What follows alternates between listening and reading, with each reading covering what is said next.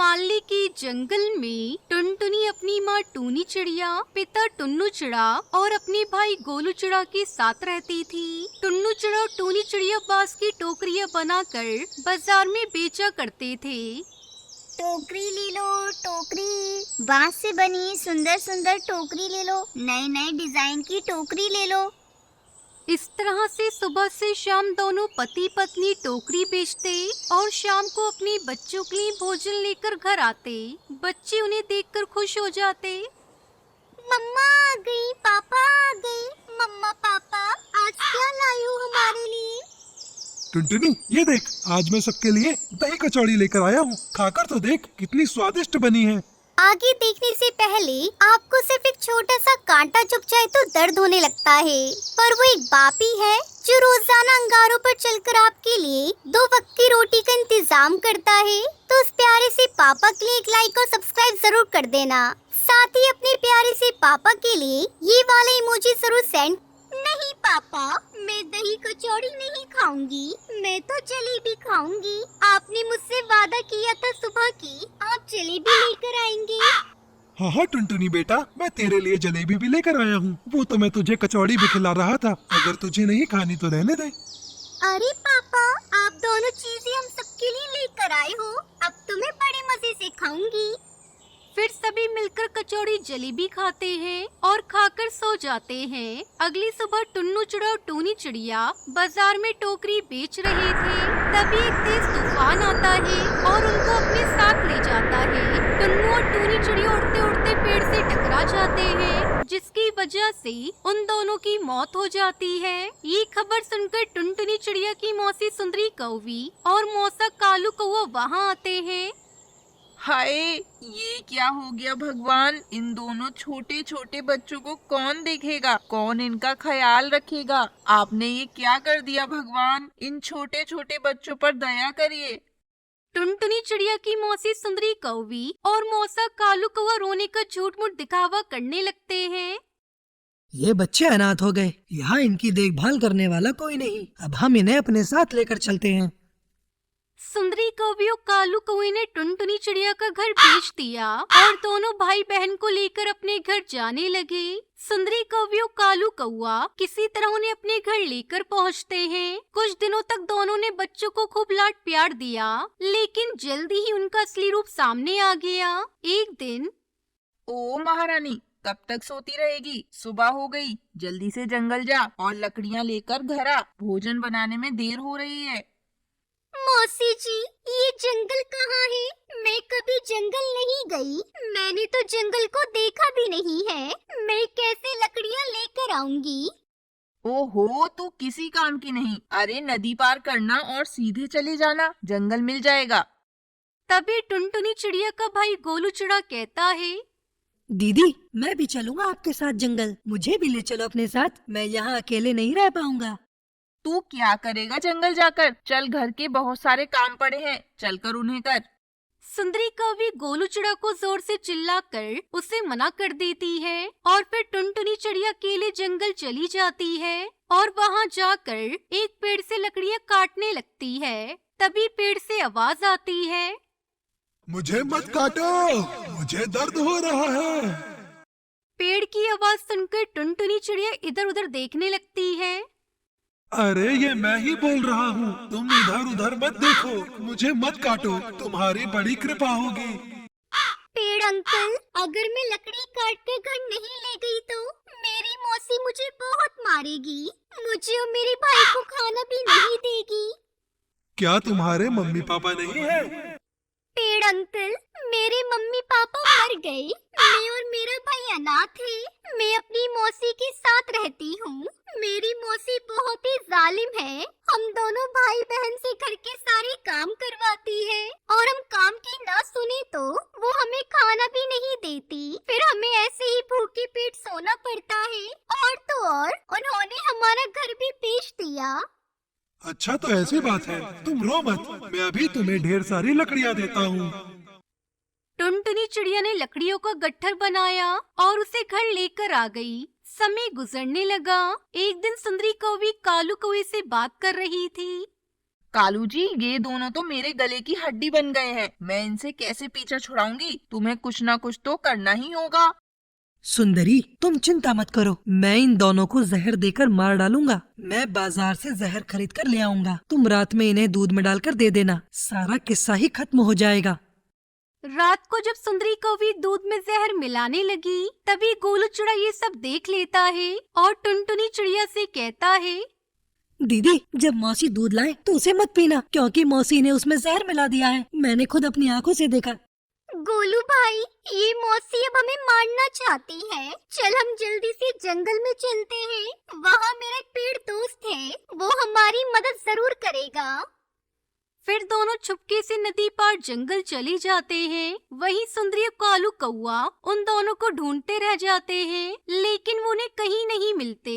टुनटुनी चिड़िया और गोलू चिड़ा उसी पेड़ के पास आते हैं जिस पेड़ से टुनटुनी लकड़ी लेकर जाती थी। पेड़ अंकल, अब तो हमारी मौसी ने हमें मारने की कोशिश की है। हम दोनों चुपके से उनसे जान बचाकर भागकर यहाँ आ गए हैं। हमारी मदद करो, हमें कोई घोंसला बता दो जिसमें हम दोनों रह सकें।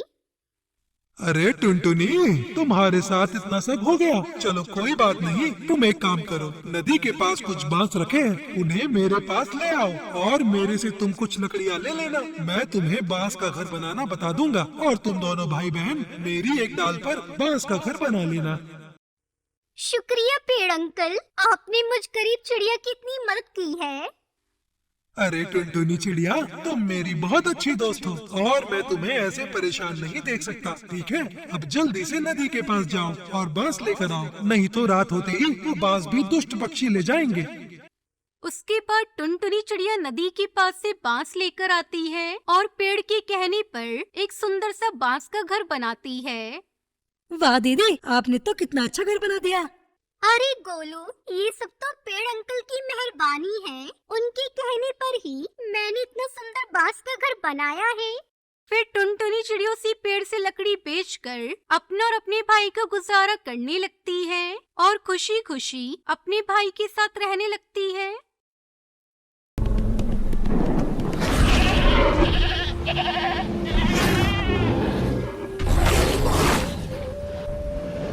जंगल में बड़ी जोर की ठंड पड़ रही थी। लगातार बर्फ पड़ने की वजह से एक दिन अचानक टुनटुनी का घोंसला टूटकर नदी में गिर गया। उसके अंडे पानी में बहने लगे। अपने अंडों को बहता हुआ देखकर टुनटुनी चिड़िया जोर जोर से रोने लगती है।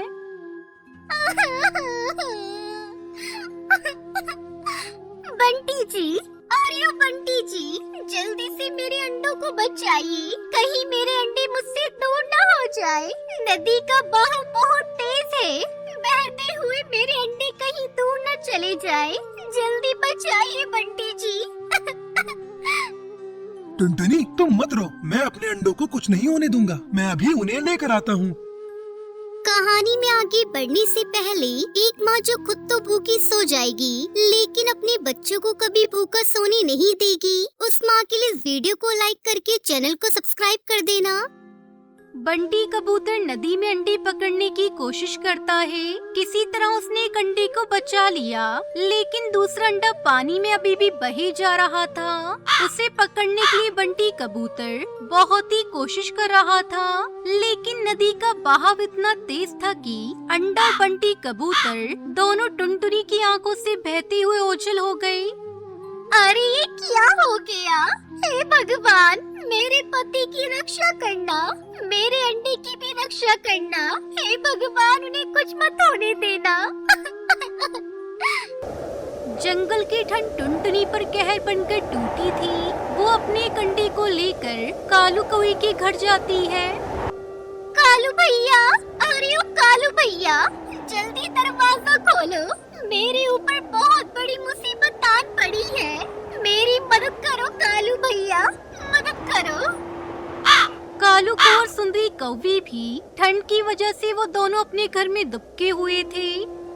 सुंदरी, देखो तो इतनी ठंड में कौन पक्षी आया है हमारे घर। अगर कोई रहने की जगह मांगे तो उसे मना कर देना। ये सुनकर सुंदरी कौवी दरवाजा खोलती है।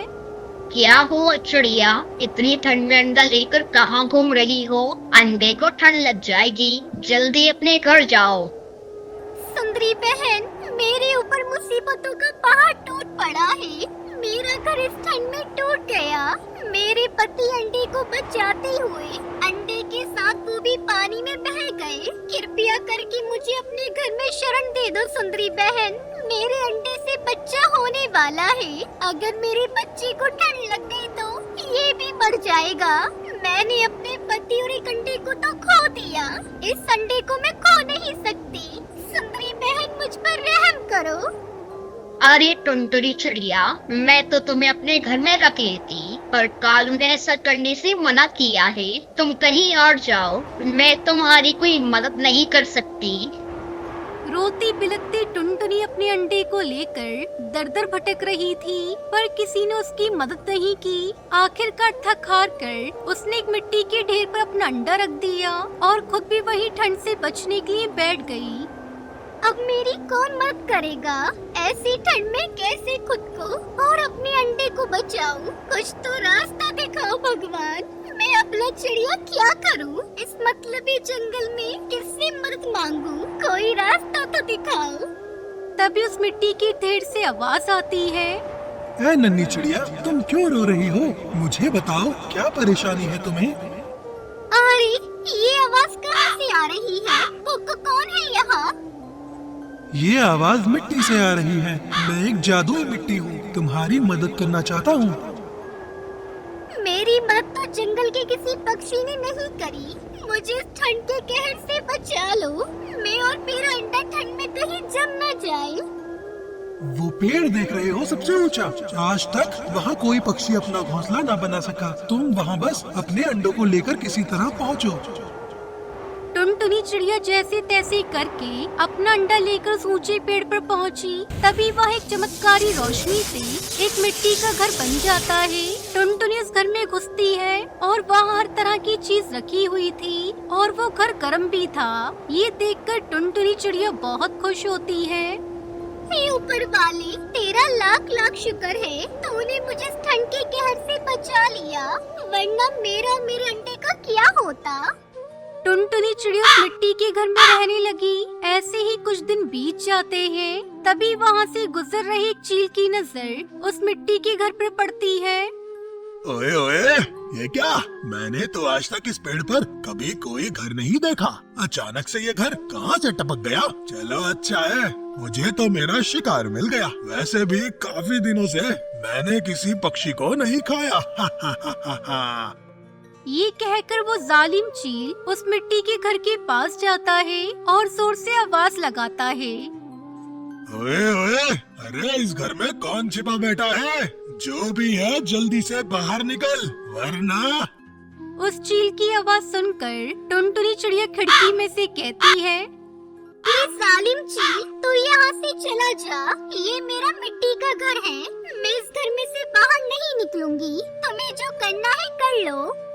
उसकी ये बात सुनकर चील को गुस्सा आ जाता है। ओए ओए, अच्छा चिड़िया, तेरे बड़े पर निकल रहे हैं। रुक, तुझे बताता हूँ। तेरे इस घर को तोड़ दूंगा, तब तो तुझे बाहर आना पड़ेगा ना। ये कहकर चील उस मिट्टी के घर को तोड़ने लगता है। तभी उस जादुई मिट्टी के घर में से एक रोशनी निकलती है, जिसकी वजह से चील को एक जोरदार झटका लगता है और वो सीधा जमीन पर जा गिरता है। ओए, मार गया रे मेरी कमर। ओ भाई, मुझे माफ करो, गलती हो गई। अब मैं कभी दोबारा इस मिट्टी के घर के पास नहीं आऊंगा। ये देखकर टुनटुनी चिड़िया बहुत खुश होती है और उस जादुई मिट्टी के घर में खुशी खुशी रहने लगती है।